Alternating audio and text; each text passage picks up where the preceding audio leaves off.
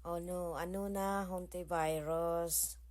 Oh, karma is real eh.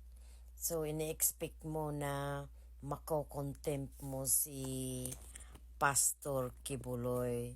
So, hindi mo inasahan na mag-object si Robin Padilla o ano na. Pahiya ka ano. Sige pa, ituloy mo lang yung kagagahan mo dyan. Sinit-sinit, hiring-hiring ka dyan na puro naman walang katuturan, okay? Kung gusto mo na um, kasuhan talaga si Kibuloy, wag na dyan sa sinit. Kasi alam na namin kung anong gagawin nyo kay pastor. Anong gagawin mo? Iko-contempt nyo tapos ikokulong nyo dyan sa Senado.